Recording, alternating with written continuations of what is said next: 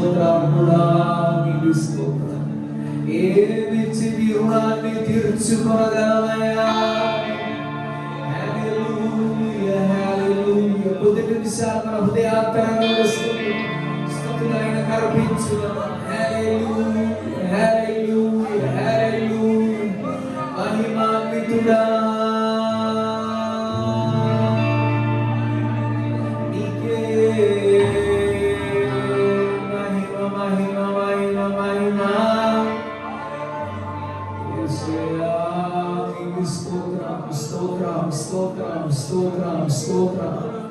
ఈ కుడి యొక్క ఆశీర్వాదం నిమిత్తం దేవుడు తన ఆత్మ యొక్క నడిపింపులో తన అధ్యక్షతలో ఈ కూటాన్ని జయప్రదంగా జరిగించుకున్నట్లు మనం ప్రార్థించుదాం. మన మధ్యలో ఉంటున్న గోపాల్ రెడ్డి అనగా మొదటి ప్రార్థన చేస్తారు. తదుపరి జూలియర్ గా ప్రార్థన చేస్తారు.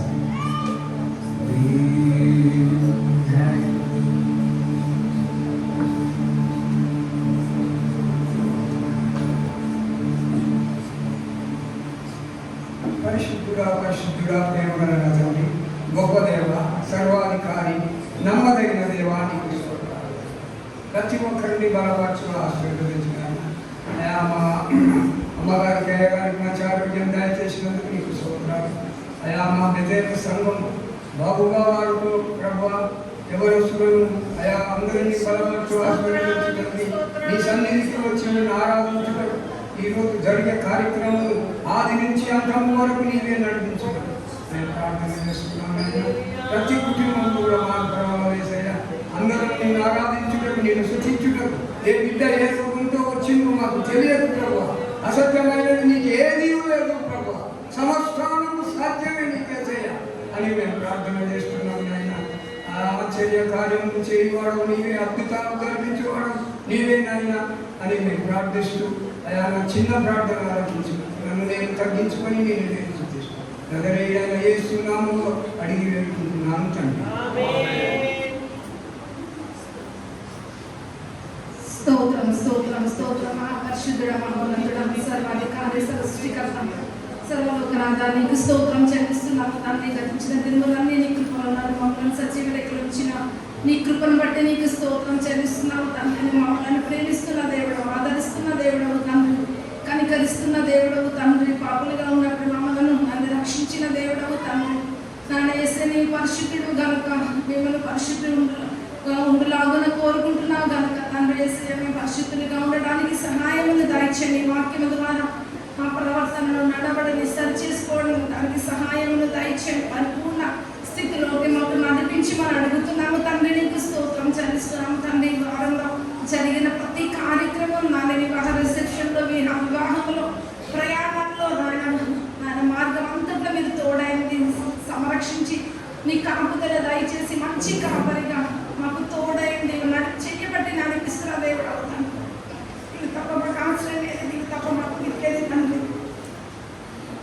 అంటే కేవలం నీ కృప మా పైన చూపిస్తున్న ప్రేమ కేవలం నీ దయ ఉన్నది తండ్రి. నీకు స్తోత్రం చెల్లిస్తున్నాము తండ్రి.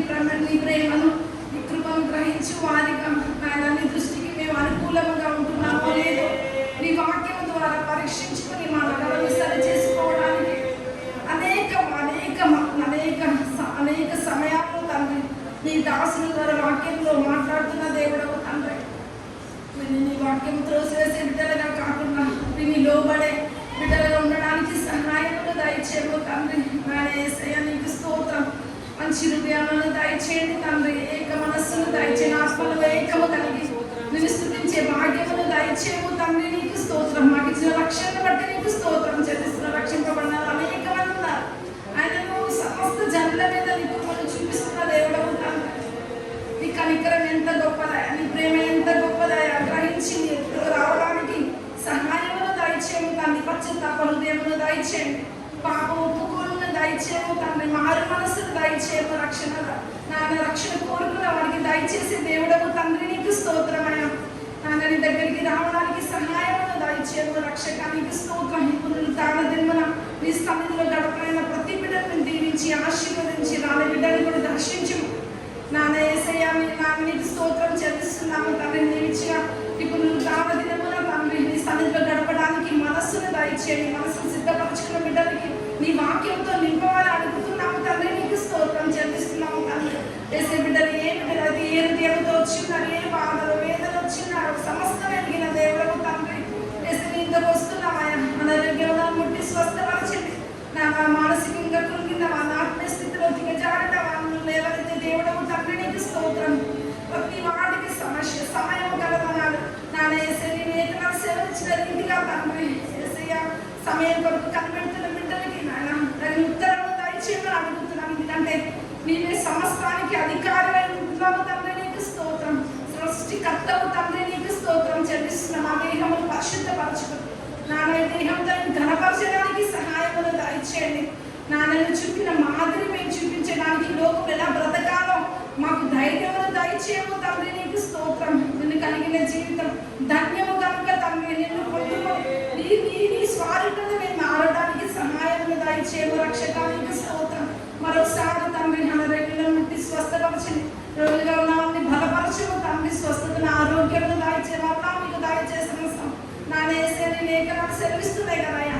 నీ మాటల ద్వారా మేము బలపడటానికి అనేక సార్లు తిరిగి మా విశ్వాసాన్ని పునరుద్ధరించుకోవడానికి నువ్వు సహాయం దయచేసిన దాన్ని బట్టి నీకు స్తోత్రం. ప్రతి ఒక్క విశ్వాసాన్ని మీరు దీవించి ఆశీర్వదించి రక్షింపబడిన రక్షణను దయచేయండి. కృంగే వాళ్ళని లేవనెత్తమని అడుగుతున్నాము తండ్రి. నీకు స్తోత్రం. ఈ రోజు జరుగుతున్న 3 ఆరాధనలు నీవు అధ్యక్షత వహించి బిడ్డలకి రావడానికి సహాయమును దయచేయము తండ్రి. వాక్యంలో నీ దాసులతో మాట్లాడు. ప్రతి ఒక్క కార్యక్రమం పరిశుభ్రంగా జరగడానికి నీవు అధ్యక్షత వహిస్తామని ప్రార్థన స్థలంలో చేర్చుకుంటామని యేసుక్రీస్తున్నామని అడిగి వేడుకుంటున్నాను తండ్రి. లేచి నిలబడి 129వ కీర్తన వాక్య ప్రతి వాక్యంగా చదువుతాం.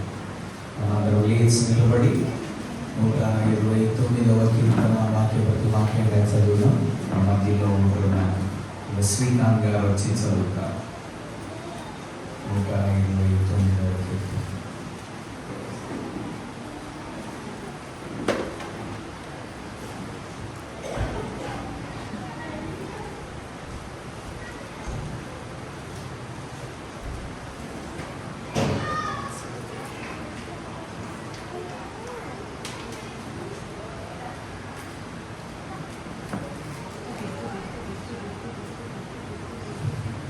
నామంలో మీ అందరికీ శుభములు.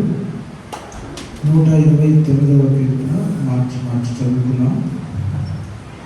ఇశ్రాయేలు ఇట్లను, నా యవ్వన కాలం మొదలుకొని పగవారు నాకు అధిక బాధలు కలుగచేయచ్చు వచ్చింది.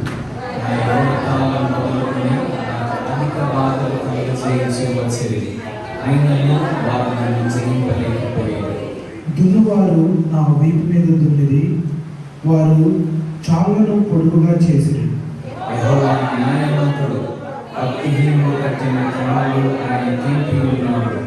సీయోను పగవారందరూ సిగ్గుపడి వెనుకకు తిప్పబడుదురు గాక.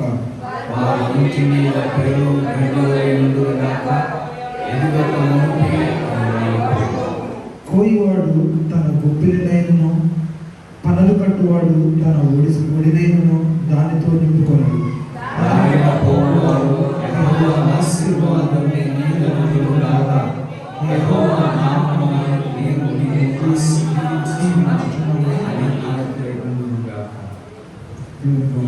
కీర్తనను బట్టి మనందరం మన చేతులను పైకెత్తి ప్రభువుని స్తుతించుదాం. హల్లెలూయా.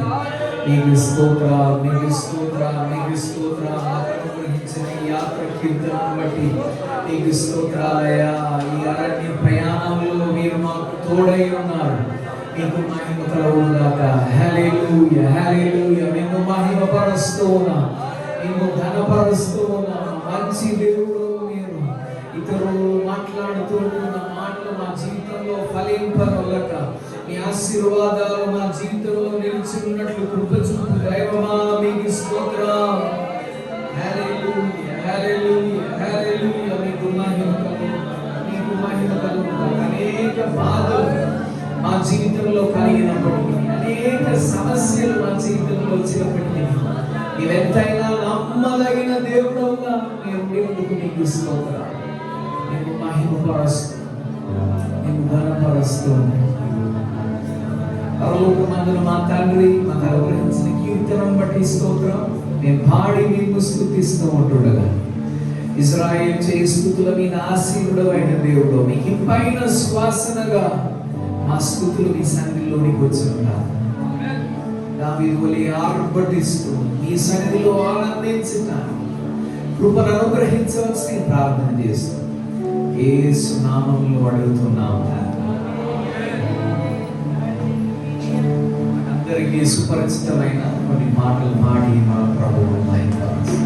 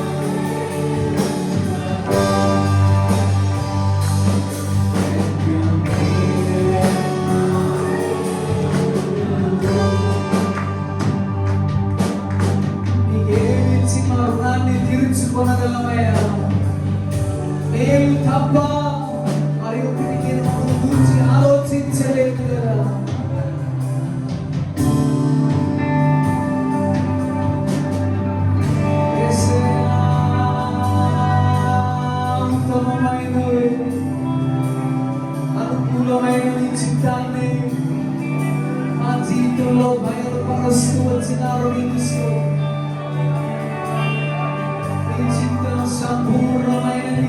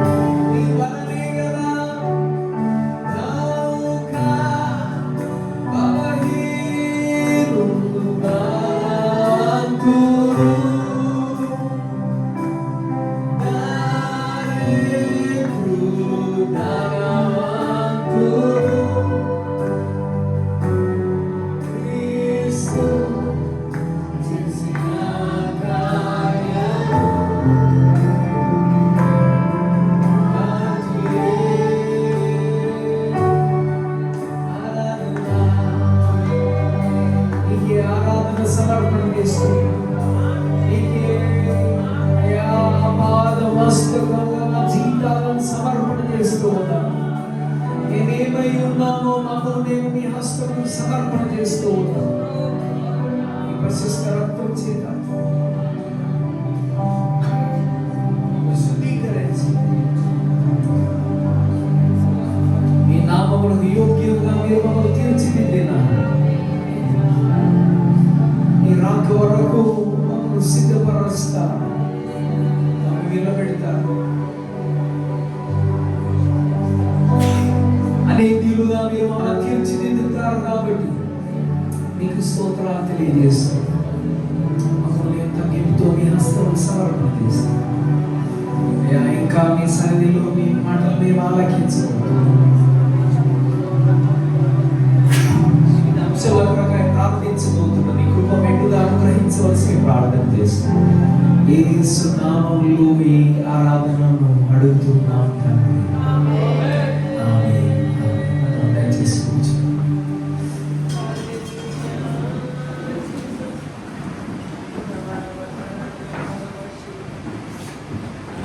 దేవుని నామానికి స్తోత్రం. కూడి వచ్చిన మీ అందరినీ ఈ ఆరాధనకి ఆహ్వానిస్తున్నాము.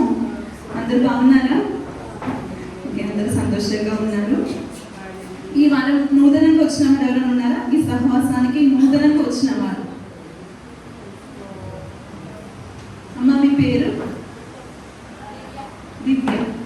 ఓకే, దివ్య గారు ఉన్నారు మన మధ్యలో. బ్రదర్ మీ పేరు? నాగేష్. నరేష్ గారు ఉన్నారు. వీళ్ళిద్దరిని మనం చప్పట్లోకి ఆహ్వానిస్తాము. ఇంకెక్కడ మీరు సహవాసానికి వెళ్ళకపోతే ప్రతి ఆదివారం పెద్ద సహవాసానికి మిమ్మల్ని ఆహ్వానిస్తున్నాము. మీ అందరికీ తెలిసినట్టు ఈ వారం బర్త్డేస్ యానివర్సరీ ఎవరైనా జరుగుతున్నారా? బర్త్డే యానివర్సరీ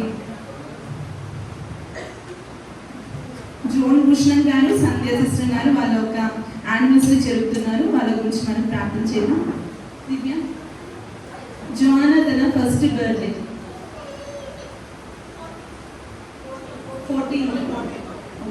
14th రోజు జోనా తన బర్త్డే జరుగుతుంది. తన కోసం ప్రార్థన చేద్దాం. ఈరోజు నీ బర్త్డే. Happy birthday. నీ పేరు? దివ్య. ఓకే, దివ్య కోసం మనం ప్రేయర్ చేద్దాం. పాస్టర్ స్టీఫెన్ గారు కూడా బాప్టిజం తీసుకొని 19 years దాటి 20 yearsకి అడుగు పెడుతున్నారు. పాస్టర్ గారి కోసం మనం అందరం ప్రేయర్ చేద్దాం. బ్లెస్సన్ కోసం కూడా ప్రార్థన చేద్దాం. ఆంటీ గారు కూడా బాప్టిజం తీసుకొని వీళ్ళ ముగ్గురు గురించి వాళ్ళ ఒక ఆత్మీయ జీవితం గురించి మనం ప్రార్థన చేద్దాం. మీ అందరికీ తెలిసినట్టు ప్రతి ఆదివారం ఉదయం 9 గంటలకి ఇంగ్లీష్ ఆరాధన జరుగుతుంది మన సంఘంలో. తెలుగు ఆరాధన 11 గంటలకి. సాయంకాలం 7:30కి ఈవినింగ్ వర్షిప్ ఉంది. మీ అందరినీ ఆహ్వానిస్తున్నాను. ప్రత్యేకంగా తల్లిదండ్రులు మీ పిల్లల్ని ఇంగ్లీష్ ఆరాధనకి పంపించండి. వాళ్ళ ఎదిగే టైంలో వాళ్ళకి ఇంగ్లీష్ నేర్చుకోవచ్చు. అదేవిధంగా వాళ్ళకి ఇంకా ముందున్న కాలంలో ఇంగ్లీష్ లాంగ్వేజ్తో చాలా అందరూ ఇంగ్లీష్ మీడియమే చదువుతున్నారు కదా మీ అందరి పిల్లలు. సో మీ అందరి పిల్లల్ని ఇంగ్లీష్ ఆరాధనకి పంపించాలి. ఉదయం 9 గంటలకి మీ అందరూ నేను ఆహ్వానిస్తున్నాను. అదేవిధంగా మార్నింగ్ డ్యూటీ ఉన్న వాళ్ళు ఈవినింగ్ ఆరాధనకు వచ్చి మీ యొక్క సమయం ఏదో ఒక సమయం దేవుని కోసం గడపాలి అని నేను కోరుచున్నాను. మనకు కొన్ని ప్రార్థన అంశాలు ఉన్నాయి. ఈ అంశాలన్నీ మహసేక గారు కాணிక తర్వాత వచ్చి ప్రార్థన చేస్తారు. బ్రదర్ జీవరత్నం గారిని స్నేక్ బైట్ అయిందంట. దేవుడు కాపాడారు. సార్ దేవుడిని స్తుతిస్తామా? ఆ బ్రదర్ కాలు ఒక వాపుతూ ఉందంట. పాము గరిచింది. ప్రాణాపాయం నుంచి దేవుడు కాపాడారు. ఇంకా పూర్ణంగా స్వస్థత కలగడానికి ప్రార్థన చేయండి. బ్రదర్ సంజయ్ బ్యాక్ పెయిన్తో బాధపడుతున్నాడు. సంజయ్ కోసం మనం ప్రేయర్ చేద్దాం. అదేవిధంగా మన వాళ్ళందరూ ఊరికెళ్ళి వస్తున్నారు. వాళ్ళ ఒక ప్రయాణంలో క్షేమం చేయడానికి మనం ప్రార్థన చేద్దాం. ఎగ్జామ్ రాసిన పిల్లలు ఉన్నారు, ఇంజనీరింగ్ ఎగ్జామ్స్, వాళ్ళ గురించి మనం ప్రార్థన చేద్దాం. ప్రేమ్ ఒక ఇల్లు కడుతున్నాడు ఊళ్ళో. తనకి అన్ని కావాల్సినవన్నీ దేవుడు చేయడానికి మనం ప్రేయర్ చేద్దాం. లివియా మ్యాథ్యూ గారు డయాలసిస్ గుండా వెళ్తున్నారు. ఆ అమ్మగారి కోసం మనం ప్రేయర్ చేద్దాం. మన ల్యాండ్ ఉంది, ప్రొహిబిటెడ్ లిస్ట్ నుంచి ఆ ల్యాండ్ని విడిపించడానికి మనం ప్రేయర్ చేద్దాం. అదేవిధంగా ప్రెగ్నెంట్ ఉన్న వాళ్ళు ఉన్నారు. సిస్టర్ ప్రసన్న, సిస్టర్ మానస, సిస్టర్ సౌమ్య, సిస్టర్ లావణ్య, వీరి గురించి మనం ప్రేయర్ చేద్దాం. వాళ్ళ యొక్క ఆరోగ్యం అన్ని దేవుడు కాపాడడానికి ప్రార్థన చేద్దాం. పిల్లలు లేకుండా బాధపడుతున్న వాళ్ళు ఉన్నారు మన సంఘంలో, వాళ్ళ గురించి మనం ప్రేయర్ చేద్దాం. ఉద్యోగం లేకుండా బాధపడుతున్న వాళ్ళు ఉన్నారు. మన యొక్క యవ్వన బిడ్డల పెళ్లి గురించి మనం ప్రార్థన చేద్దాం. రక్షణ గురించి ప్రార్థన చేద్దాం. ఇవన్నీ మనకి చాలా ప్రాముఖ్యమైనవి. ఇవన్నీ మనం ప్రేయర్ చేద్దాం. అదేవిధంగా ప్రత్యేకంగా నా ఒక తమ్ముడు మ్యారేజ్ కూడా దేవుడి కృప వల్ల జయప్రదంగా దేవుడు నడిపించారు. రిసెప్షన్ కూడా దేవుడు ఘనంగా జరిపించారు. వచ్చిన మీ అందరికీ నా ఒక వందనాలు. కుటుంబం తరపున నేను మీకు చెప్తున్నాను. ఇంకా వాళ్ళ ఒక కుటుంబ జీవితం గురించి, సేవ గురించి ప్రార్థన చేయండి. ఇప్పుడు ఒక పాట పాడుతుండగా మనం కాணிకలు అర్పిస్తాం. అందరినీ ఆహ్వానిస్తాం.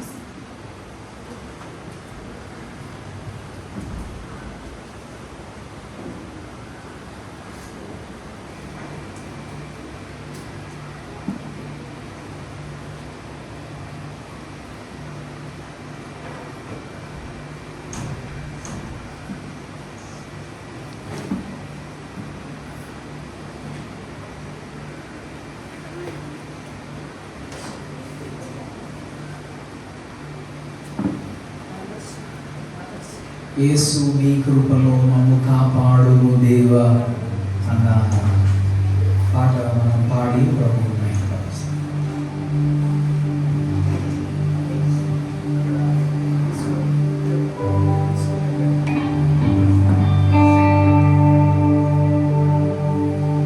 యేసు నీ కృపలో మమ్ము కాపాడు దేవా.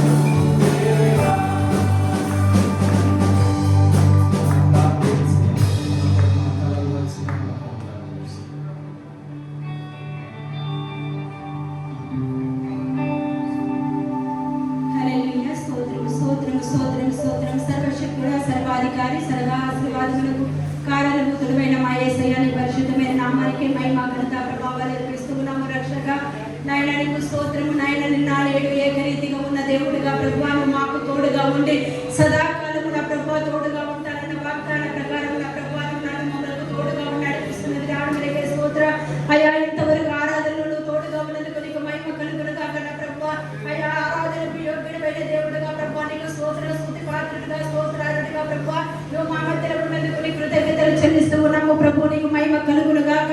ఈ సమయంలో ప్రభువా మా ప్రార్థన అవసరం జరిగిన ప్రతి వారిని నిమిత్తమే ప్రార్థన చేస్తూ ఉన్నాము అయా. గత దినముల నెలలన్నింటిలో కూడా నా ప్రభువా ప్రార్థన కోరిన వారి విషయంలో ఎన్నో కార్యములు మీరు జరిగించిన దేవుడు వహించున్నాము నాయన. నీ కార్యములు అద్భుతములై ఉంటున్నాయి. నీ కార్యములన్నింటిని బట్టి నీ కృతజ్ఞతలు ప్రభువా. అనేక రోగులను స్వస్థపరిచి ఉన్నాము నీ కృతజ్ఞతలు ప్రభువా. అనేక బాధలు వ్యాధులను ఉన్నప్పుడు విడిపించిన దేవుడు వహించున్నాము నాయన.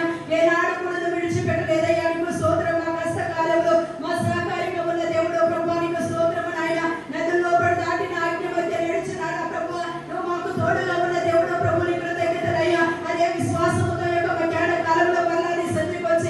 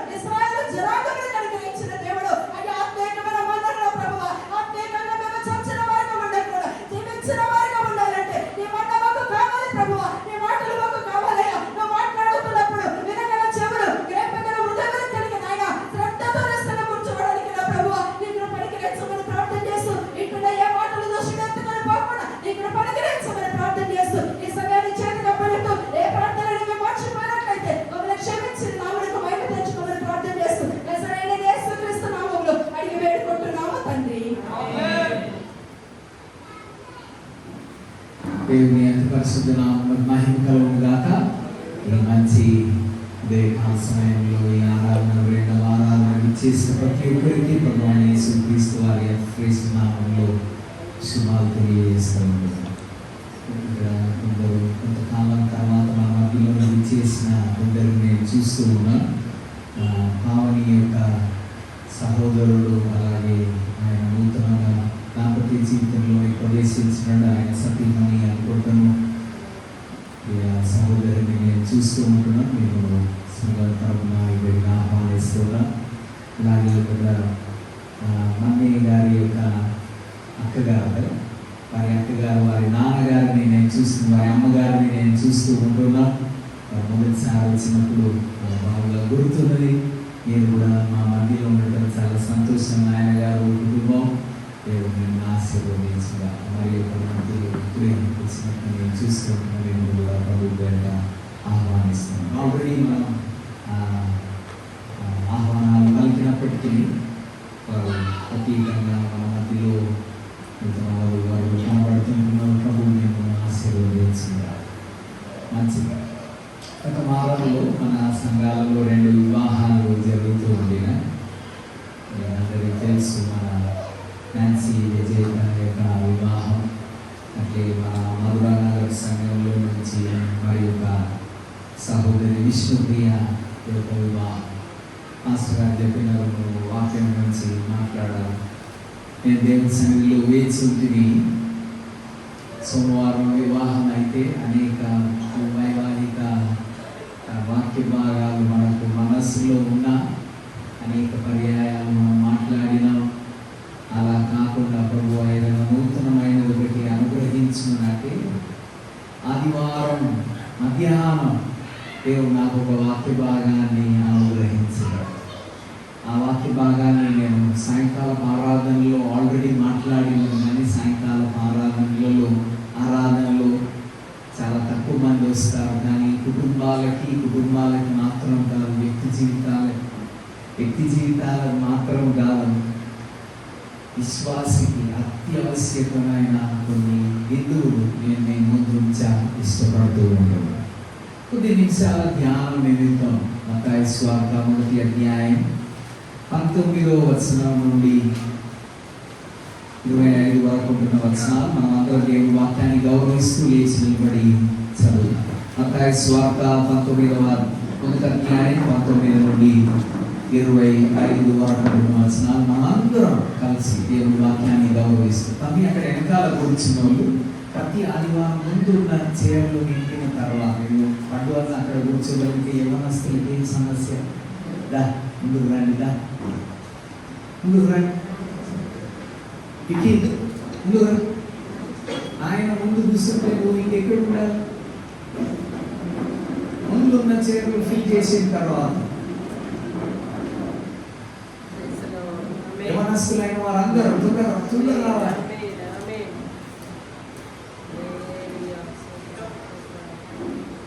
ఎవరైనా ఒకటి పోయి ఆ ఫ్రంట్ రోల్ ఉన్న చీరలు తీసేయలేదు, ఏదో ఒకటి కావాలి. మత్తయి సువార్త 1వ అధ్యాయం 19 నుంచి 25 వరకు ఉంటున్న వచనాలు. 19వ వచనం, ఆమె భర్త అయిన యోసేపు నీతిమంతుడై ఉండి ఆమెను అవమానపరచునుగా రహస్యంగా ఆమెను విడనాడ ఉద్దేశించాడు. అతడు ఈ సంగతులను గురించి ఆలోచించుకొనుచుండగా ఇదిగో ప్రభువు దూత స్వప్నమందు అతనికి ప్రత్యక్షమైంది. దావీదు కుమారుడైన యోసేపు, నీ భార్య మరియను చేర్చుకొనుటకు భయపడకు, ఆమె గర్భం ధరించినది పరిశుద్ధాత్మ వలన కలిగినది. ఆమె యొక్క కుమారుని కను తన ప్రజలను వారి పాపముల నుండి ఆయన్ని రక్షించును కనుక ఆయన యేసు అని పేరు పెట్టుకున్నాను. ఇదిగో కన్యక గర్భవతి అయి కుమారుని కను, ఆయనను ఇమ్మానుయేలును పేరు పెట్టుదురు అని ప్రభువు తన ప్రవక్త ద్వారా పలికిన మాట నెరవేరునట్లు ఇదంతా జరిగింది.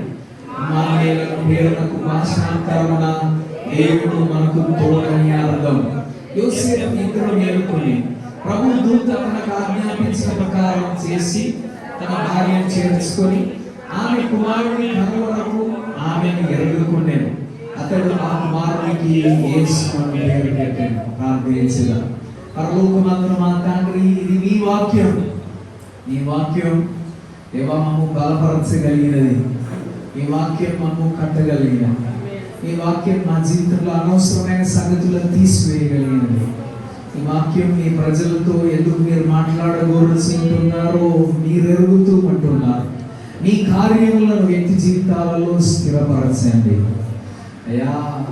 గొర్రెపిల్ల యొక్క వివాహ మహోత్సవములకు సమయమాసన్నం అవుతుంటుండగా మేము కూడా మీ కొరకాయ ప్రత్యేకించబడిన వారులంగా యోసేపు కలిగి ఉంటున్న గుణలక్షణాలు కలిగి ఉండటానికి నన్ను మమ్మల్ని బలపరచవలసిన ప్రార్థన చేసి మీరే మీ ప్రజలతో మాట్లాడి వ్యక్తి జీవితాలను కట్టవలసిన ప్రార్థన చేసి యేసు నామములో అడుగుతున్నాము తండ్రి.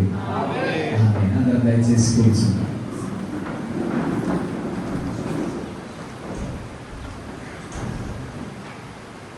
మత్తాయి సువార్త భక్తుడైన మత్తాయి లేక లేవి అని పేరు కలిగిన దైవజనుడు రాస్తాడు. ఈయన ఈ సువార్తను యూదులకు రాస్తాడు.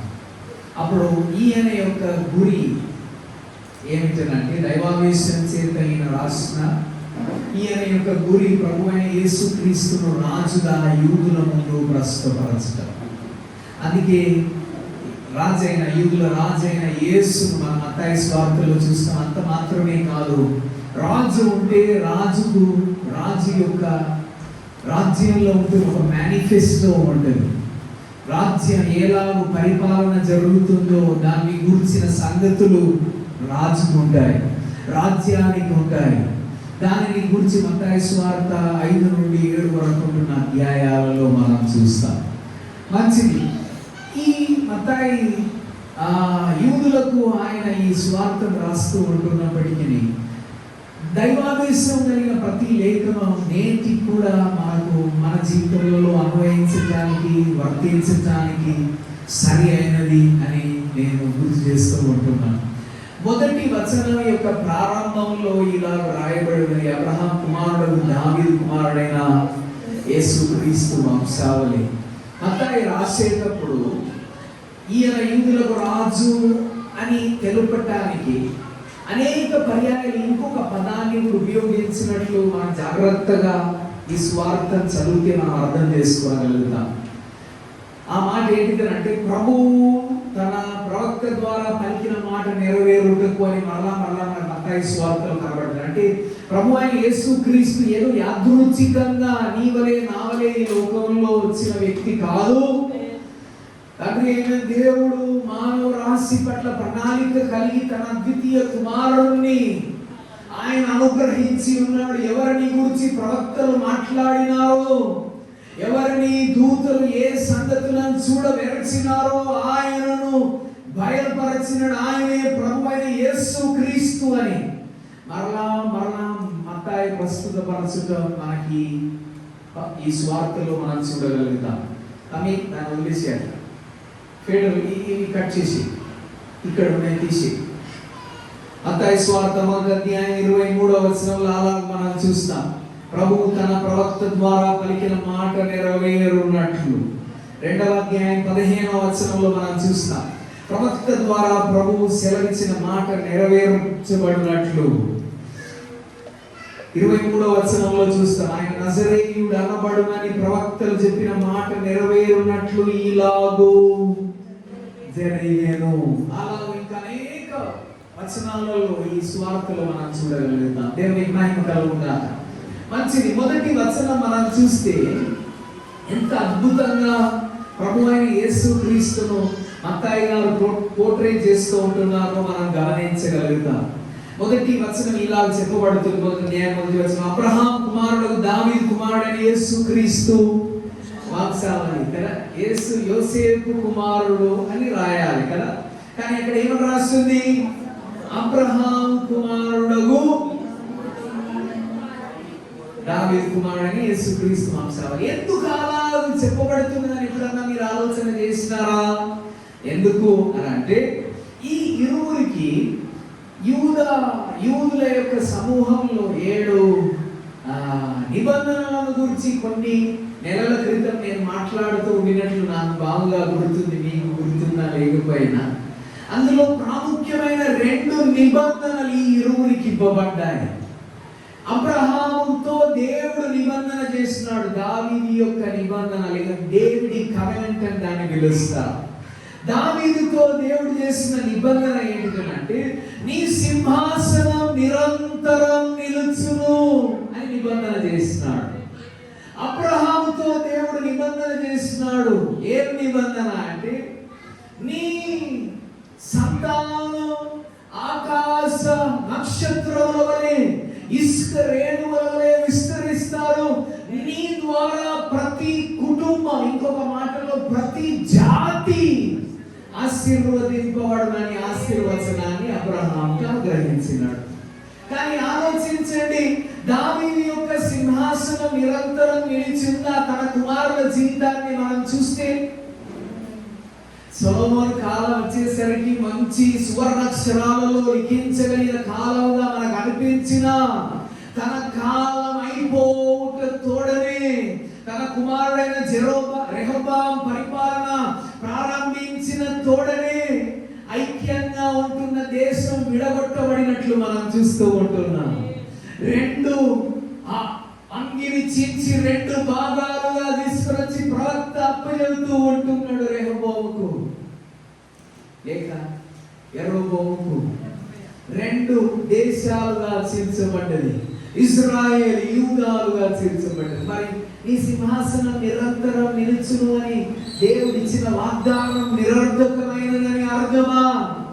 దేవుడు నీ సింహాసనం నిరంతరం నిలుచును అని దావీదుతో చెప్పినది అది ఎవరి ద్వారా సంపూర్తికి వస్తున్నదని అంటే ప్రభువైన యేసు క్రీస్తు ద్వారా వస్తున్నదని తెలియజెప్పుటకే ఈలాగు ప్రారంభించబడుతున్నది.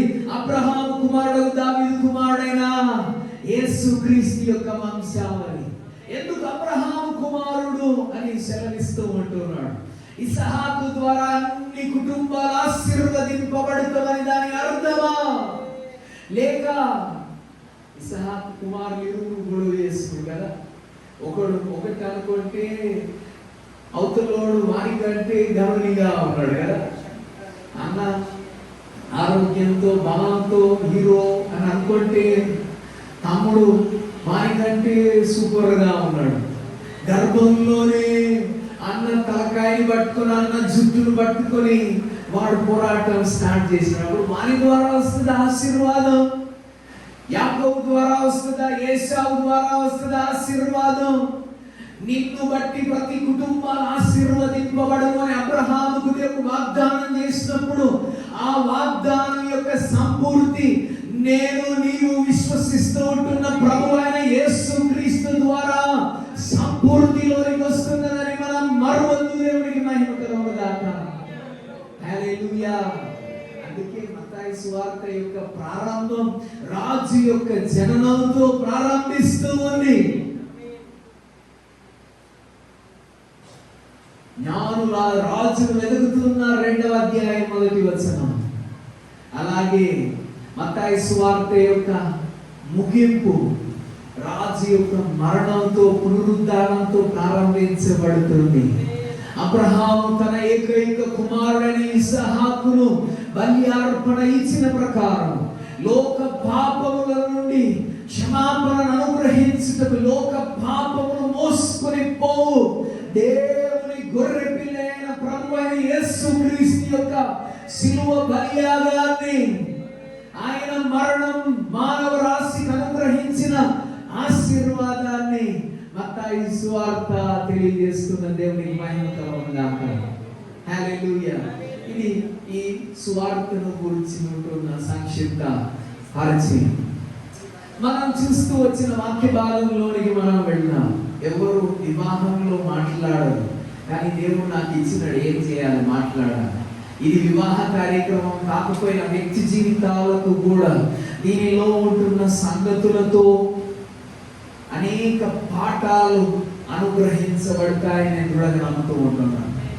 మొదటిగా యోసేపు జీవితంలో నుంచి మనం నేర్చుకోగలిగిన పాఠం 19వ వచనం మొదటి భాగం ఇలా తెలియజేస్తుంది. ఆమె భర్త అయిన యోసేపు నీతిమంతుడై ఉండి. యోసేపు అంటే ఎవరంట?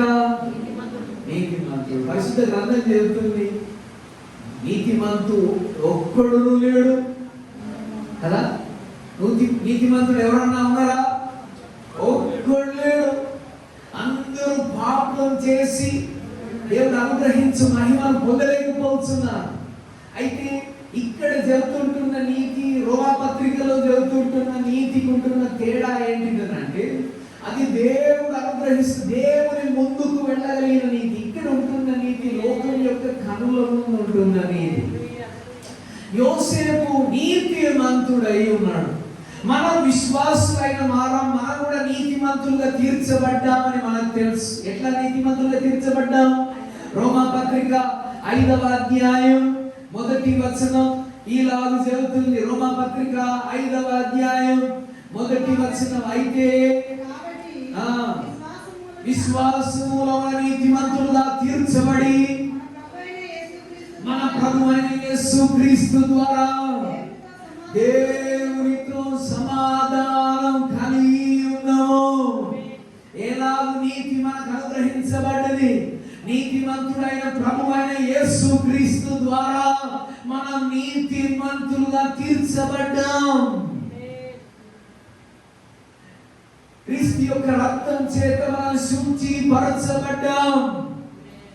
అయితే మన జీవితాలను కాపాడుకోవాల్సిన అవసరం ఉందా?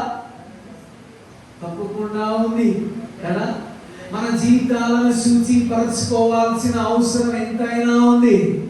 వాక్యమైన ఉదక స్నానం చేత దానిని పవిత్రపరచి వరుడైన ప్రభువైన యేసుక్రీస్తు వధువైన సంఘాన్ని ఎలాగూ సిద్ధపరుస్తాడంట. హలో, ఎలా సిద్ధపరుస్తాడు?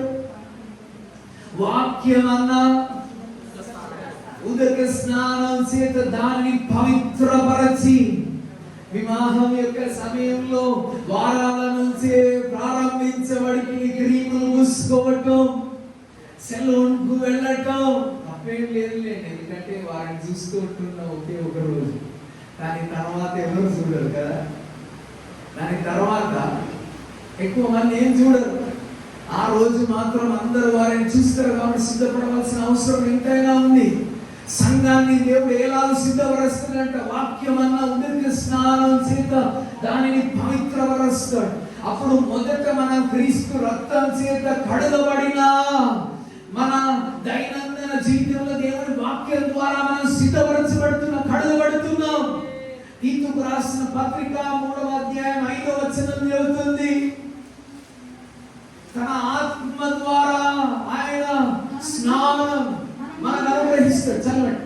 మనం నీతిని అనుసరించి చేసిన క్రియల మూలంగా కాక మన కనికరము చొప్పుననే పునర్జన్మ సంబంధమైన స్నానం ద్వారాను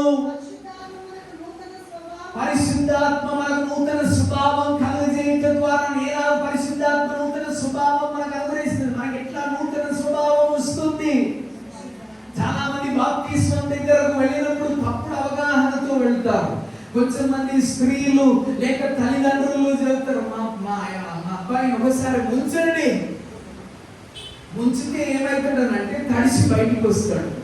హలో, ముంచితే ఏమవుతుంది? తడిసి బయటికి వస్తాడు. రోజు స్నానం చేసినట్లే. బాప్తిస్మం అట్టిది కాదు. పరిశుద్ధాత్మ వ్యక్తి జీవితంలో కార్యం జరిగించ ప్రారంభించాలి. పరిశుద్ధాత్మ నూతన స్వభావం కలుగజేయటం ద్వారా కొంతమంది స్త్రీలు భావిస్తారు, మా ఆయన శత్రుడు, తాగుబోతుడు, ఈయన తీసుకెళ్ళి ఒకసారి ముంచితే మాత్రం చాలా ఆయన పరిశుద్ధంగా బయటికి వచ్చేసేస్తారు. ఆ బాప్తిస్మ కార్యక్రమం అయిపోయిన తర్వాత మంచి తెల్లబట్టలు కూడా వేపిస్తారు. ఇంకా ఆకాశం నుంచి అప్పుడే అలా మెల్లగా దిగొచ్చిన దేవుని దూతలాగా కనబడుతూ ఉంటాడు. అబ్బా, ఇంకా సంతోషమే, సమాధానమే. ఇంటికి పోయి 2 రోజులు అయిన తర్వాత మరలా పాత సంత, మరలా పాత వంతు, మరలా పాత సంగతులు. పరిశుద్ధాత్మ వ్యక్తి జీవితంలో కార్యం జరిగించకుండా ఏది చేసినా అంత వ్యర్థమే. దేవుని మహిమ కలుగుగా. అప్పుడు మనం నీతిమంతులుగా తీర్చబడటం దేవుని వాక్యం ద్వారా అయినా క్రీస్తు రక్తం ద్వారా అయినా పరిశుద్ధ పరిశుద్ధాత్మ మనకు నూతన స్వభావం అనుగ్రహించుట ద్వారా అయినా చిక్కకు ఇంకో ప్రక్క ఉన్నట్లు ఈ వాస్తవాన్ని మనం మరచుకోవద్దు. మన జీవితాన్ని మనం కాపాడుకోవాలి కూడా. క్రీస్తు నన్ను నీతిమంతునిగా తీర్చినడు అని మాత్రం కాదు, కానీ మన జీవితాలను కాపాడుకోవాల్సిన అవసరం ఎంతైనా ఉన్నది. అందుకే ప్రకటన గ్రంథం 12వ అధ్యాయం 11వ వచనం తెలియజేస్తుంది, వారు గొర్రె పిల్ల యొక్క రక్తమును బట్టి తానిచ్చిన సాక్ష్యమును బట్టి వారిని జయించిరి గాని మరణము వరకు తమ ప్రాణములను ప్రేమించిన వారు కారు.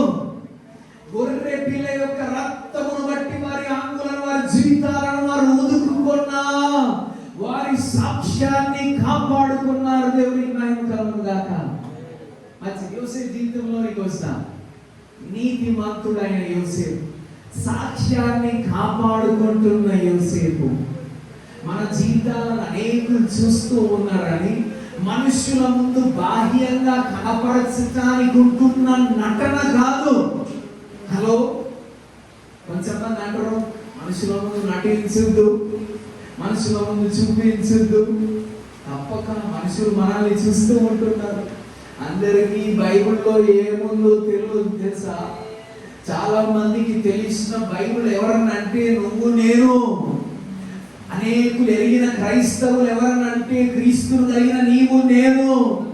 నీవు నేను నా జీవితాన్ని, నీ జీవితాన్ని జాగ్రత్తగా క్రీస్తును పోలి, పౌలు అంటాడు కదా, నన్ను పోలి నడుచుకొనుడి. దేవునికి మహిమ కలుగును గాక. నడుచువారమై ఉండాలి. నీతిమంతుని లోకం మనల్ని చూచి సాక్ష్యం ఇవ్వాలని నేను గుర్తు చేస్తున్నాను, మనుషులకు చూపించటానికి కాదు. గత వారాలలో నేను ఒక మాట నేర్చుకున్నాను. దాంపత్య జీవితం యొక్క ఉన్నతమైన గురి ఏంటిదనంటే, ఏంటిది దాంపత్య జీవితం యొక్క ఉన్నతమైన గురి అని మీరేమని భావిస్తూ ఉన్నారు? What is the ultimate peak of wedding or marriage life? What is the ultimate peak of a child of God or living like a Christian? క్రైస్తవునిగా జీవిస్తూ ఉంటున్న ఒక వ్యక్తి యొక్క ఉన్నత శిఖరం ఏంటిదని భావిస్తున్నారు? యేసును వెంబడిస్తే యేసు బంగ్లా ఇస్తాడు.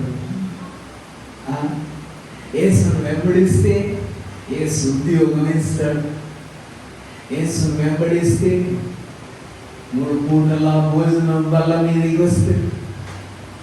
యేసును వెంబడిస్తే నాకు మంచి అర్థమైన అమ్మాయితో వివాహం చేస్తాను. ఒకటే కష్టమైతాను.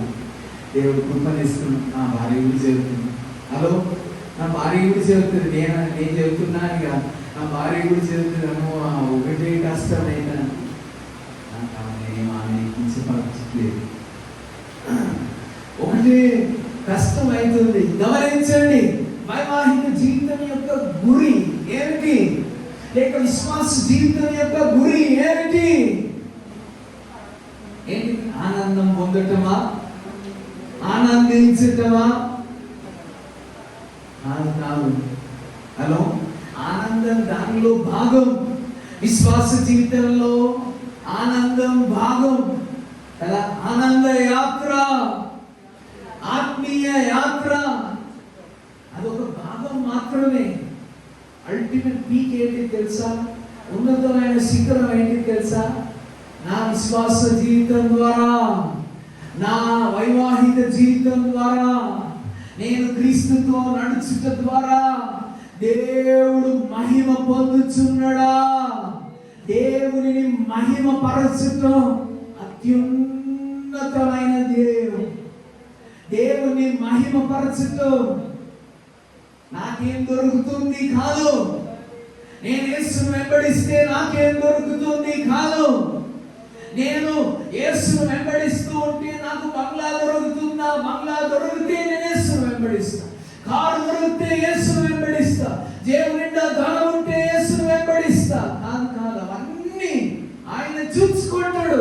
కానీ దానికంటే ముందు ఆయనను మహిమపరుస్తూ జీవించటం నీతిమంతులమై ఉండటం.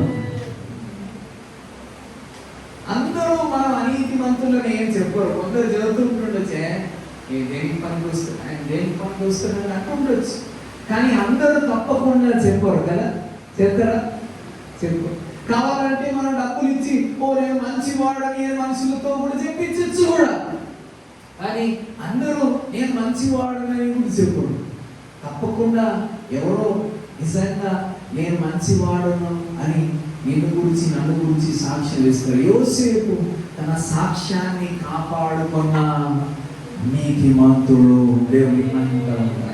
రెండవదిగా ఆయన జీవితంలో నుంచి నేను నేర్చుకున్న సంగతి అక్కడ ఇలా రాయబడిన 19వ వచనం 2వ భాగం.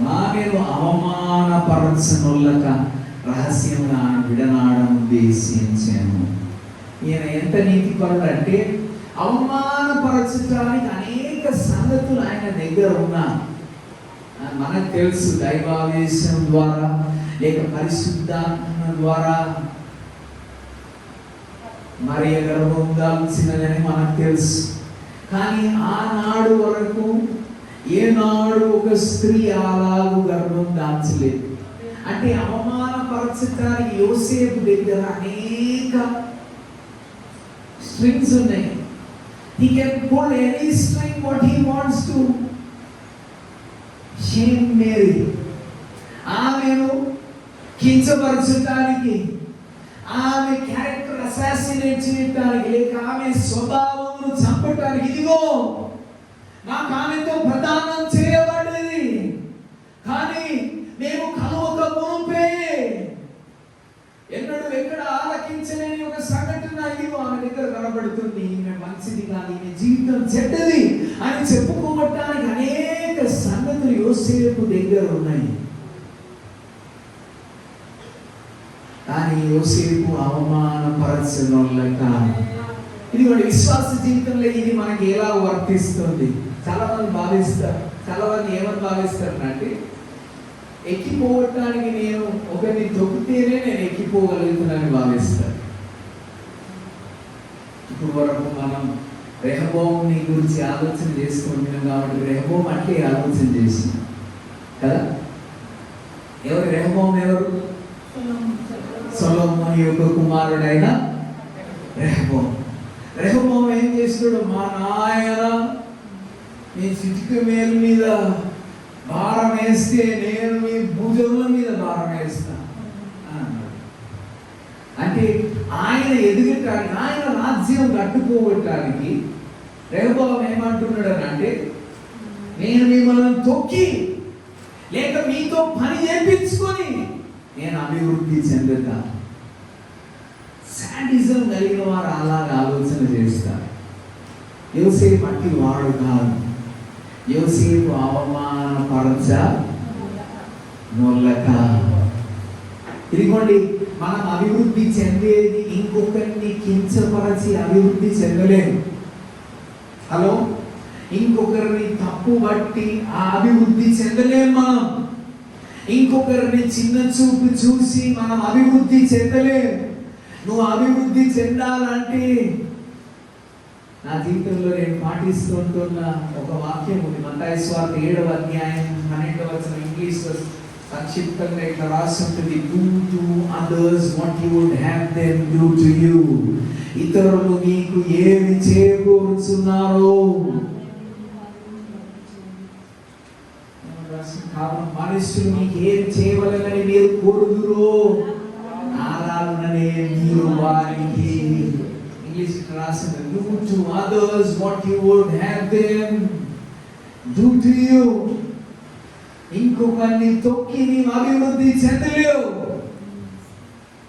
నీవు అభివృద్ధి చెందాలంటే ఇతరులను ఆశీర్వదిస్తూనే అభివృద్ధి చెందుతా, ఇతరులను హెచ్చిస్తూనే అభివృద్ధి చెందుతా. యోసేపు దగ్గర అవమానపరచడానికి ఉంటున్న సందర్భాలున్నా ఆయన మౌనం పాటిస్తూ ఉంటారు.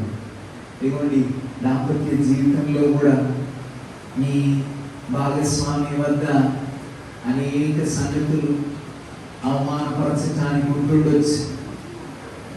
హలో, నేను ఇక్కడ మంచిగా పెళ్ళాడి చేసుకొని కనబడినా నేను సంపూర్ణ సిద్ధిని కలిగినవన్నీ కాదు.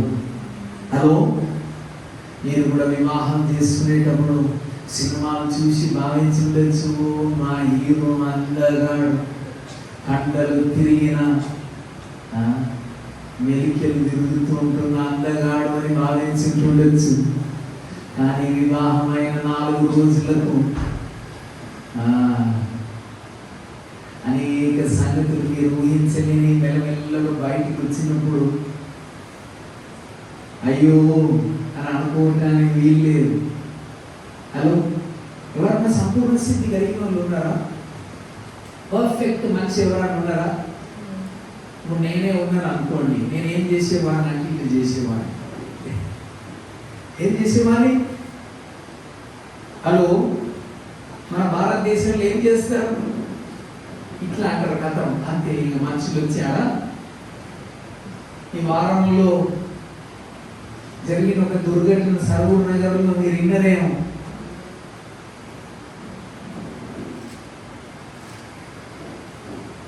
ఘోరమైన లోకంలో మనం జీవిస్తూ ఉంటున్నాం.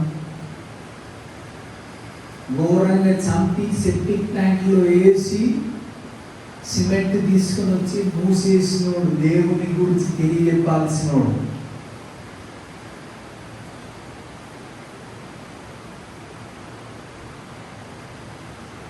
తాత్కాలిక అవసరత కొరకు ఉపయోగించుకుని వార్తలు మీకు తెలుసు కాబట్టి నేను ఎక్కువ చెప్పాల్సిన అవసరం లేదు. మన జీవితాన్ని మొదట మనం కాపాడుకోవాలి. రెండవదిగా ఎవరిని అణిచేసి నువ్వు అభివృద్ధి చెందలేరు. నువ్వు ఆశీర్వదింపబడాలంటే ఇతరులను ఆశీర్వదించాలి. నీ భర్త అయితే నీ భర్త జీవితంలో నీకు ఆశీర్వచనం పలుకు. నీ భార్య అయితే నీ భార్య జీవితంలో నీకు ఆశీర్వచనం పలుకు. నీ పిల్లలైతే నీ పిల్లల జీవితంలో నీకు ఆశీర్వచనం పలుకు. వారు మారకుండా ఉంటే చెప్పు, యేసయ్య నిన్ను ప్రేమిస్తున్నాడు, నువ్వు మారుతావు. ఆయన నిన్ను పట్టుకుంటాడు, దాళమేసి పట్టుకుంటాడు. జాగ్రత్త, నీ నొప్పి అయితే దానికి ముందే నేడు తరుణం ఉండగానే యేసు ప్రభు అని ఒప్పుకుంటే దేవునికి స్తోత్రం అని చెప్పు. దేవునికి స్తోత్రం. అంతేగాని యేసయ్య నిన్ను నాశనం చేస్తాడని చెప్పు. యేసయ్య ఎవరిని నాశనం చేయడు. హలో, యేసయ్య ఎవరిని నాశనం చేయడు. అపవాది ఆ పనిలో ఉన్నాడు. దొంగలించడానికి, మోసం చేయటానికి, నరహత్య చేయటానికి వస్తూ ఉన్నాడు.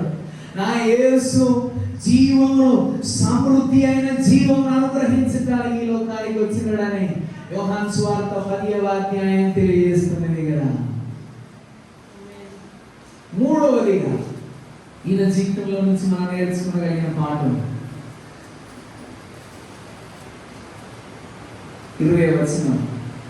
అతడు ఈ సంగతులను గూర్చి ఆలోచించుకొనుచుండగా ఏం చేస్తున్నాడట? విశ్వాస జీవితంలో ఆలోచించటం చాలా అవసరం. ఒక ప్రసంగం అయిపోయిన తర్వాత ఆలోచించటం అవసరం. దేవుని వాక్యం ధ్యానించటం, చదువుకుంటూ పోవటం మాత్రం కాదు, ఆలోచించటం అవసరం. ఏంటిది ఆ వాక్య భాగం ఏం జరుగుతుంది? ఆలోచించటం అవసరం. నీ జీవితంలో ఒక సంఘటన జరిగినప్పుడు ఆలోచించటం అవసరం.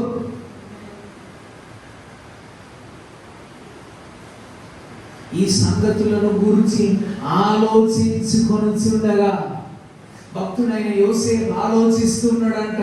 ఇవన్నీ జరుగుతూ ఉంటే తూటాలలాగా మాటలు మాట్లాడటానికి మంచిగా షార్ప్గా తయారు చేసుకుని ఆలోచించకుండా మాట్లాడచ్చు కదా. చాలా మంది మాట్లాడుతారు, మాట్లాడిన తర్వాత ఆలోచన చేస్తారు, అయ్యో నేను ఎందుకు మాట్లాడినా అని బాధపడతారు. మళ్ళా మాట్లాడిన వారిని ఎదుర్కొనలేని దుస్థితిలోని వెళ్తారు. దీనిని పనిలోనికి పెట్టే ముందు దీనిని పనిలోనికి పెట్టుదువు గాక.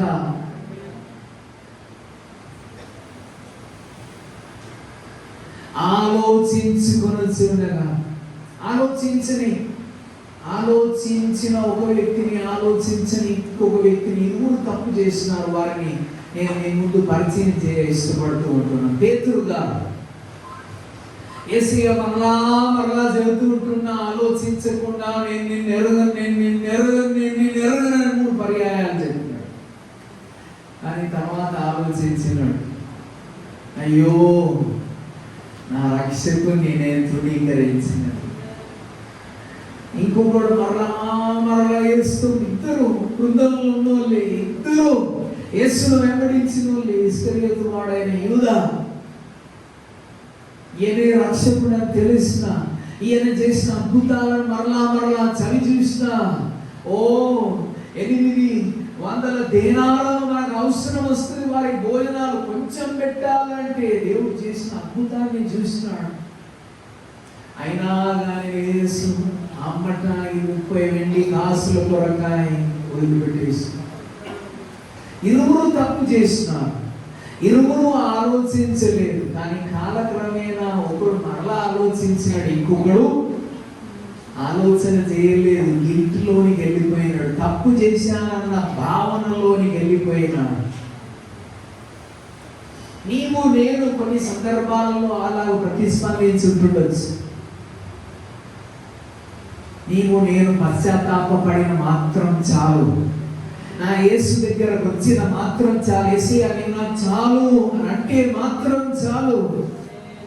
స్తోత్రం, హల్లెలూయా. దేవుని వాక్యం చెబుతుంది, యోసేపు ఆలోచిస్తున్నాడంట.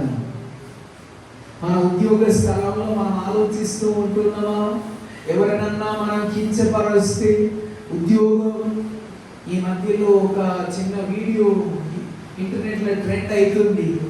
హెచ్డిఎఫ్సి బ్యాంక్ కోల్కతాలో ఉంటున్న వారి సమావేశంలో ఒకడు ఆరోస్తున్నాడు, తిడుతూ ఉన్నాడు. ట్రెండింగ్ అయినప్పుడు ఉద్యోగంలో నుంచి పీక్ పారేస్తున్నారు. ఎందుకు ఆలోచించకుండా? బహుశా అది వారి అన్వాయితీ కూడా ఉంటుండొచ్చు, అది జరుగుతుంది, ఎవడో రికార్డ్ చేసింది కాబట్టి బయటకు వచ్చింది కూడా ఉంటుండొచ్చు. లోకం యొక్క క్రమం చెప్పున మనం వెళ్ళవలసిన వారం కాదు, మనం ఆలోచించవలసిన వారం. నా యేసు నన్ను గురించి ఆలోచించినాడు. నాకు తెలుసా? నన్ను గురించి ఆలోచించినాడా? నీవు నేను యాదృచ్ఛికంగా ఈ లోకానికి వచ్చినావా? మొదట నేను చెప్పిన యాదృచ్ఛికంగా మనం యాదృచ్ఛికంగా వచ్చినామా? మనం యాదృచ్ఛికంగా రాలేదు. మొదటి అధ్యాయం ఎఫెసీయులకు రాసిన పత్రిక 4వ వచనం చెబుతుంది, క్రీస్తు యేసులో ఆయన మనల్ని జగత్తు పునాది వేయబడక మునుపే క్రీస్తు యేసులో ఆయన మనల్ని, ఆంగ్లంలో అయితే మొదటి అధ్యాయం 4వ వచనం ఉంటే, తెలుగులో అయితే 6వ వచనం ఇక లాస్ట్ లో ఉంటే, జగత్తు పునాది వేయబడక మునుపే ప్రేమ చేత ఆయన క్రీస్తులో మనలను ఏర్పరచుకొనెను. అంటే అప్పుడు నేను ఎవరో ఎరగకపోయినా ఆయనకు తెలుసు, ఇదిగో ఒకడు జన్మించబోతున్నాడు. అప్పుడు నువ్వెవరో నీకు తెలియకపోయినా, నీ తల్లిదండ్రులు నిన్ను గురించి ప్రణాళిక వేయకపోయినా, నీ తల్లిదండ్రులు కాదు, నీ తాత ముత్తాతలు కాదు, మీ తరంలో ఎవడు జన్మించకపోవ మునుపే, ఆయన జగత్తుకు పునాది వేయబడక మునుపే ఆయన క్రీస్తులో నిన్ను ఏర్పరచుకున్నాడు. దేవునికి మహిమ కలుగుగాక. ఆయన నిన్ను గురించి ఆలోచన చేస్తే నీవు నేను ఇంకా ఎంత ఎక్కువగా ఆలోచించాలి సుమా.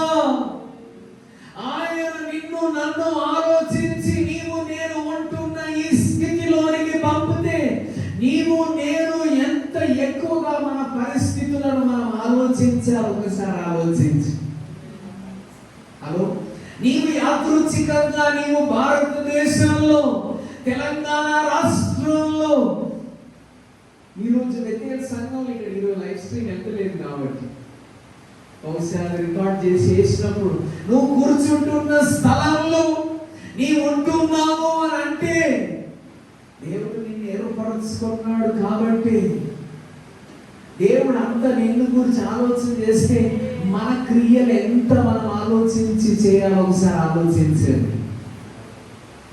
క్రియలు లేని విశ్వాసం మొత్తం ఆలోచిస్తూ ఉంటున్నా. యోసేపుగా కుటుంబ జీవితంలో మనం ఆలోచించాలి. మనం చేసుకుంటున్న ప్రతిదీ మన పిల్లల జీవితంలో అది ప్రభావితం చేస్తుంది.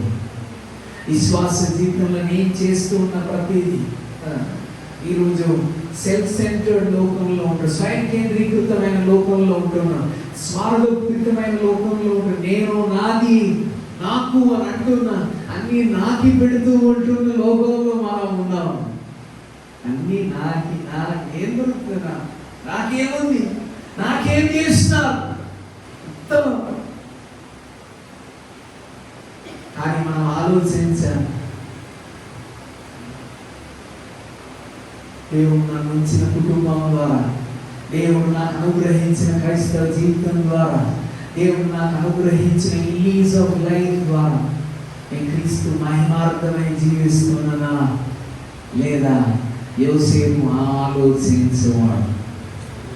ఇంకొక బిందువు కూడా నేను చెప్పి నా మాటలకు ముగిస్తాను.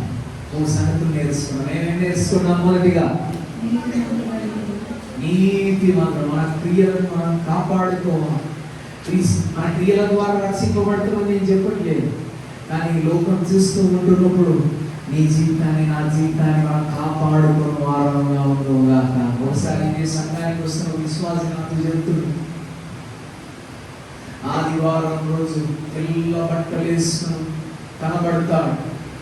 ఈ సంఘంలో కాదు కానీ ఒక విశ్వాసాన్ని గురి చేస్తున్నాడు.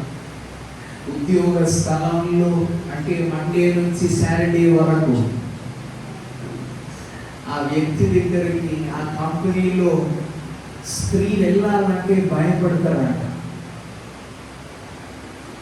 స్త్రీని ఆయన దగ్గర అన్నా అని చెప్పుకుంటూ వెళ్ళాలంటే భయపడదు. ఎందుకు? ఆలోచించని జీవితం. మొదటిగా క్రియలను కాపాడుకోవాలి, మన జీవితాన్ని కాపాడుకోవాలి. అందులో క్రీస్తు రక్తం చేత మనం ముందుకోవాలి. దేవుని వాక్యం మొదటి స్నానం కావాలి, పరిశుద్ధాత్మ అనుగ్రహిస్తున్న స్వభావం కావాలి. నీతిమంతులమైన లోకం యొక్క వారికి చూపించటానికి కాదు, కానీ దేవుని మహిమపరచుతారు. రెండవది, అవమానపరచడానికి అనేక సంగతులున్నా నీ దగ్గరనే ఉన్నాయి, అనేక రుజువులు ఉన్నాయి, కానీ అవమానపరచడం ద్వారా ఆశీర్వాదం రాల్సిన.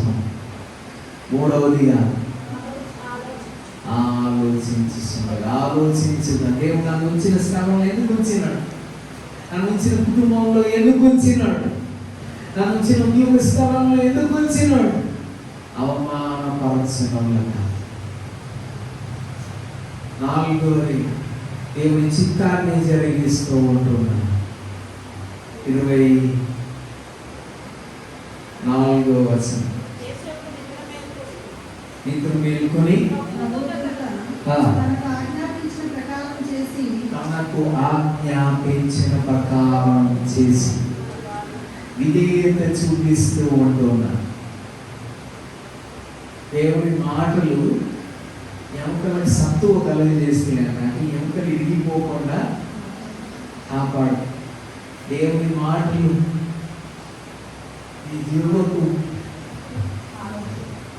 మధురం ఆరోగ్యాన్ని అనుగ్రహిస్తుంది. దేవుని మాటలు నా జీవితంలో అవసరం. దేవుని మాటల విధేయత అవసరం. ఈరోజు సమస్య తెలుగునేది కాదు. ignorance is not the problem today. ఎవరు చెప్పి ignorance is bliss. తెలియకుండా మంచిది. అవును, కొన్ని సంగతులలో మంచిదేమో, కానీ అన్నింటిలో ignorance is not bliss. కొన్ని సంగతులలో నేను తెలియకుండా మంచిగా ఉంటుండొచ్చు, కానీ అన్నింటిలో విశ్వాస జీవితంలో తెలియకుండా ఆశీర్వాదానికి కారణం కాదు.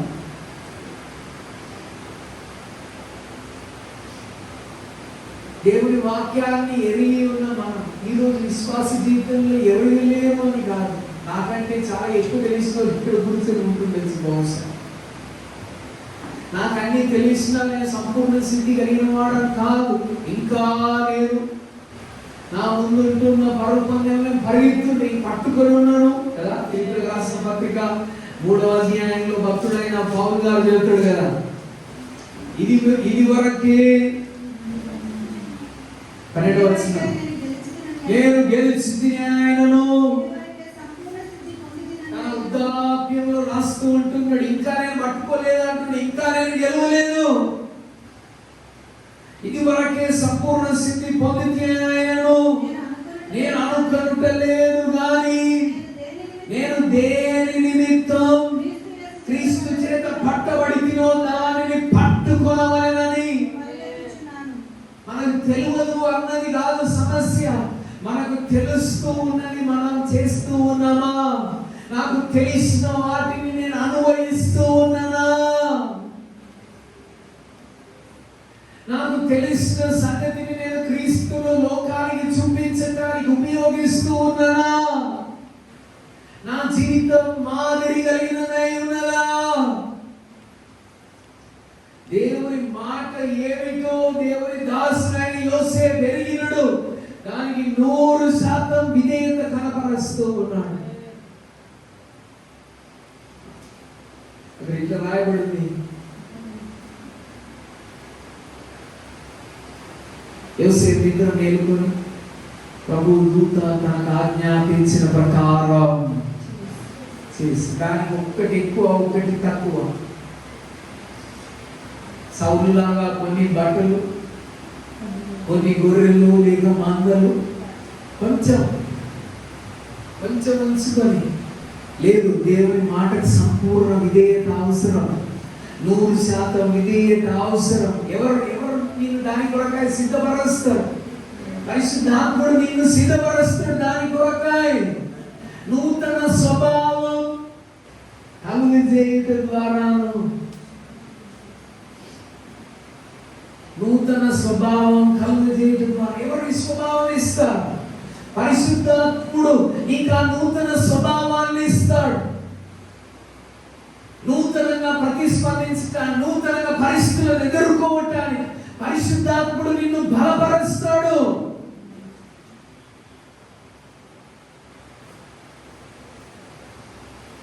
శాతం దేవుని మాటలకు విధేయత కనపరుస్తూ ఉంటున్న యోసేపు. ఖచ్చితమైతే మిగతా సంగతులు వచ్చే వారం నేను మాట్లాడతాను. మనందరం మన తలలు మంచిగా మన కన్నులను మూసినాం. దాంపత్య జీవితం మాత్రం కాదు, వ్యక్తిగత జీవితం మాత్రం కాదు. క్రైస్తవునిగా, క్రీస్తు సాక్షిగా నీవు నేను లోకం యొక్క సాక్ష్యం ముందు పోవటం కూడా అవసరం. కష్టమే నాకు తెలుసు. యేసు బతుకున్నాడు పిలాతు ద్వారా కొన్ని గంటలు అని చెప్పచ్చు, కొన్ని గంటల పరిచయం మాత్రం ఉంటున్నా పిలాతు ద్వారా సాక్ష్యం పొందినాడు. ఈయనలో ఏ పాపం నాకు కానరాట్లేదు. నువ్వు నేను సాక్ష్యం పొందగలమయ్యాను. అయితే నటన కూడా కాదండి, నటించటం కాదు, లేక మనుషుల ముందు ఒకటి పక్కన ఇంకొకటి కాదు. ఆయనను మహిమపరిస్తే వ్యక్తిగత జీవితంలో అయినా సామాజిక జీవితంలో అయినా జీవితం ఒకటేలాగా ఉంటుంది. హల్లెలూయా. నీతిమంతుడైన యోసేపును గురించి పరిశుద్ధ గ్రంథం వివరణను ఇస్తుంది. నీతిమంతుడు, he is clean, he is dry, he is a faithful man. నీతిమంతుడైన యోసేపు. రెండవదిగా అవమానపరచడానికి అనేక సంగతులు ఉన్నాయి. మనుషులను ధృవీకరించడానికి, మనుషులను చిన్న చూపు చూపించడానికి అనేక తప్పులు ఇతరుల వద్ద ఉన్నా అవమానపరచనులని యోసేపు. మూడవదిగా ఆలోచించుతున్న యోసేపు. ఆలోచిస్తున్న వాళ్ళు, దేవుడు మనలను గురించి ఆలోచన చేస్తే, నా దీన స్థితిని గురించి ఆలోచన చేస్తే, తన సంపన్నమైన స్థితిని నాకు అనుగ్రహించటానికి నా కొరకు దిగొస్తే నీవు నేను ఆలోచించవలసిన వారు. మన తోటి మనుషుల పట్ల మనం ఆలోచించు వారుగా, మాట్లాడక మునుపు ఆలోచించుగా. మన మాటలు క్షేమాభివృద్ధి కలుగజేయనట్లుగా ఇవ్వడం గాక. ఉప్పు వేసినట్లు సారవంతంగా మన సంభాషణలు ఉండదు గాక. మూడవ వ్యక్తి లేనప్పుడు మూడవ వ్యక్తిని గురించిన మాటలు మన సంభాషణలలో ఉండకూడదు గాక. మూడవ వ్యక్తిని గురించిన పరామర్శ లేక మూడవ వ్యక్తిని గురించి మనం మాట్లాడకూడదు గాక.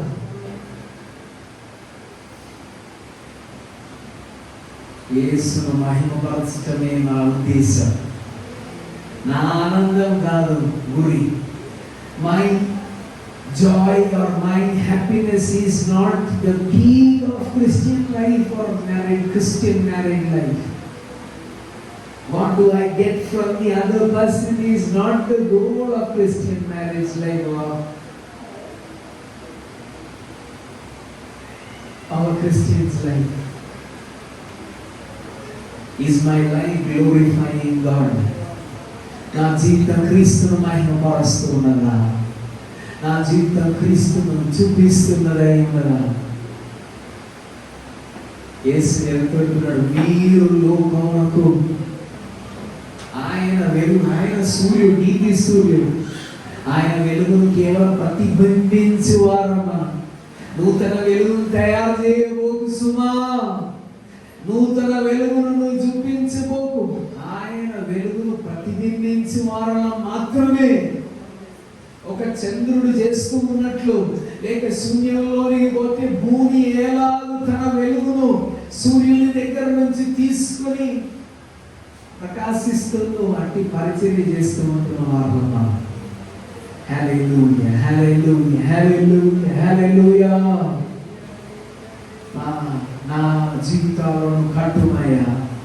లోకం యొక్క కళ్ళ ముందు నీతిమంతులుగా మమ్మల్ని తీర్చిదిద్దాం. మీ రక్తం చేరి మమ్మల్ని కడిగినారు. మా సాక్ష్యాన్ని కాపాడుకోవటానికి కృపను అనుగ్రహించు. ఎంతో క్లిష్టమైన లోకంలో మేము జీవిస్తూ ఉంటున్నాం. అయినా వారిచ్చిన సాక్ష్యము బట్టి వారిని జయించిరి కానీ తన మరణం వరకు తమ ప్రాణమును ప్రేమించిన వారు కారు అని వారు సాక్ష్యం పొందిన ప్రకారం మేము కూడా సాక్ష్యం పొందుటకు బలా నమ్మకమైన మంచి దాసుడా నా విశ్రాంతిలో ప్రవేశించువను, మాట ఆలకించువను. మీ కృపలో దాయం. నీకు స్తోత్రం, నీకు స్తోత్రం, నీకు స్తోత్రం. మనం ప్రార్థించిన పరలోకమందున మా తండ్రి నీకు స్తోత్రాలు తెలియజేస్తున్నాం. మీరు మాతో మాట్లాడిన మీ క్రీస్తు మాటలు బట్టి నీకు స్తోత్రాలు. అనేక పర్యాయ క్రిస్మస్ సందర్భంలో మా ఇమ్మాన్యుయేల్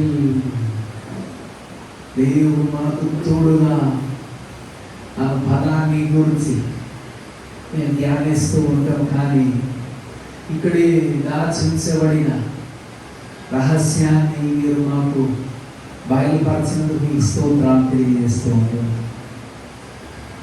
అవునయ్యా, యోసేపు ఎలా నీతిపరుడై ఉన్నాడు, అవమానపరచిన వల్ల కాదు. తన జీవితాన్ని, తన భాగస్వామి జీవితాన్ని కాపాడుకున్నాడు. అయ్యా, మేము ఈ సాక్షులమై అంధకార లోకంలో జీవించడానికి అవసరమైనటువంటి కృప మీరు మాకు అనుగ్రహించండి. మీ కృప లేనిదే మేము లేవు కదా. ఈ కృప మమ్మల్ని మా గమ్యస్థానానికి చేరుస్తుంది కదా. ఈ కృప చేత మీరు మమ్మల్ని నింపవలసిన ప్రార్థన చేస్తున్నాం. అవునయా, తొట్టిల్లకుండా మమ్మల్ని కాపాడమా. ఈ మహిమయుత ఆనందంతో నిర్దోషులుగా నిలబెట్టువాడు.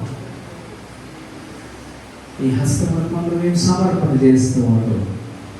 మీరు మమ్మల్ని బలపరచ సంసిద్ధపరచు. ఈ వారం అంతటిలో మేము చేస్తున్న వివిధ కార్యక్రమాల ద్వారా మీరు మహిమ పొందాలి. ఈ వారాన్ని మేము ప్రార్థనలో మీ సన్నిధిలో గడపడానికి ప్రత్యేకించుండగా మా దేశం కొరకు, ఈ లోకం కొరకు, మా ఈ ప్రాంతం కొరకు, వ్యక్తి జీవితాల కొరకు ప్రార్థించటానికి మమ్మల్ని మీరు సిద్ధపరచవలసినది. మీరు మాకు అనుగ్రహించిన సమయాన్ని సద్వినియోగపరచడానికి అమ్మయ్య మీరు మమ్మల్ని గురించి ఆలోచించింది. మేము కూడా మన చుట్టూ ఉంటున్న ప్రజలను గురించి ఆలోచించి ప్రార్థించడానికి ప్రార్థన ఆత్మ చేత మనం నింపవలసి ప్రార్థన చేస్తాం. తిరిగి మేము కలుసుకున్న పర్యంతరం ఎడబాయి కృపలో దాచించవలసి ప్రార్థన చేస్తూ యేసు నామములో అడుగుతున్నాం తండ్రి. ఆమేన్. మన తండ్రి అయిన దేవుని ప్రేమ, కుమారుడైన ప్రభువైన యేసుక్రీస్తు కృప, పరిశుద్ధాత్మ యొక్క అన్యోన్య సహవాసం కూర్చి మనకందరికీ లోకమంతా ఉండదు. పరిశుద్ధాత్మ సదాకాలం ప్రభువే తోడై ఉండి మన జీవోత్సవంలో మనం నడిపించుగాక. ఆమేన్. ఆమేన్. ఈ రేపటి ఉదయకాలం నుంచి ప్రార్థన విజ్ఞాపనల వారం మనకుంటుంది. ప్రతి 3 నెలలకు ఒకసారి మనకుంటున్నట్లు మేము ఆహ్వానిస్తూ ఉంటున్నాం. ఉదయం సరిగ్గా 10:30 గంటలు, లేట్ వచ్చేటోళ్ళు అయితే 10 గంటలకు స్టార్ట్ అవుతుంది. టైంకి వచ్చే వారం, మేము 15 నిమిషాల ముందు వచ్చే వారం అని అనుకోండి. కరెక్ట్ 10:30 గంటలు ప్రారంభించబడుతూ కరెక్ట్ 1 గంటకు ముగించబడుతుంది. సాయంకాలం 7 గంటలకు ప్రారంభించబడుతుంది, 9 గంటలకు ముగించబడుతుంది. మేము ఆహ్వానిస్తూ సెలవు. దేవుడు ఆశీర్వదించు.